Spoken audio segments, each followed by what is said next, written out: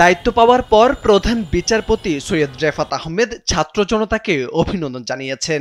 রোববার দুপুর ১টার দিকে শপথ নেন তিনি। পরে সুপ্রিম কোর্টে নিজ দপ্তরে গিয়ে গণজাগরণের সবাইকে অভিনন্দন জানান। এর আগে শনিবার রাতে প্রধান বিচারপতি হিসেবে নিয়োগ পান সৈয়দ রেফাত আহমেদ। পরে এই বিষয়ে প্রজ্ঞাপন জারি করে আইন মন্ত্রণালয়। সৈয়দ রেফাত আহমেদ ১৯৮৪ সালে জজ আদালত, ১৯৮৬ সালে হাইকোর্ট এবং ২০০২ সালে সুপ্রিম কোর্টে আপিল বিভাগের আইনজীবী হিসেবে তালিকাভুক্ত হন। এরপর ২০০৩ সালে হাইকোর্ট বিভাগের অতিরিক্ত বিচারপতি হিসেবে নিয়োগ পান সৈয়দ রেফাত আহমেদ। এর আগে অক্সফোর্ড বিশ্ববিদ্যালয় থেকে MA পাশের পর যুক্তরাষ্ট্রের টাফট ইউনিভার্সিটি ডক্টরেট ডিগ্রি লাভ করেন তিনি।